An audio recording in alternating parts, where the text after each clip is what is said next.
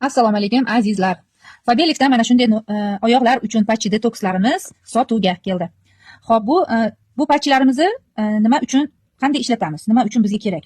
Bular revmatizmga va barcha bo'g'in og'riqlari, umurtqa og'riqlari va oyoqlardagi og'riqlarni yo'q qiluvchi, charchoqlarni ketkazib beruvchi va insonni yengil qilib shaklini tuzatishga yordam beruvchi mana shunday bizda patchilarimiz mavjud.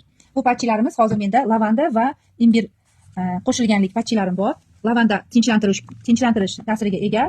Bu ikkalasi ham asab tizimini ham tinchlantirib beradi va inson hayotiy energiyasi aylanadigan kanallarini, meridianlarini isitishga yordam beradi. Bu tanani umumiy holatiga foydali ta'sir ko'rsatib beruvchi mana shunday patchilarimiz mavjud. Xo'p, buni ochadigan bo'lsak, mana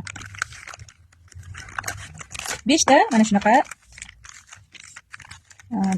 xo'p pachkalar bo'ladi va har bittasida 2 tadan bo'ladi. Mana ochib ko'rsatadigan bo'lsam, mana bu yerda 2 ta patch, mana bittasida mana shunday patchlarimiz mavjud va buni oyoqni tagiga yotishdan avval qo'yib oladi. 12 soatga juda ham foydasi bo'ladi. Oyoqlarni garchniklari deb atasak bo'ladi.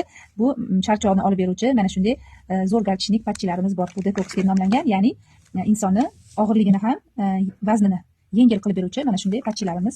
Albatta ishlatinglar va salomat bo'linglar.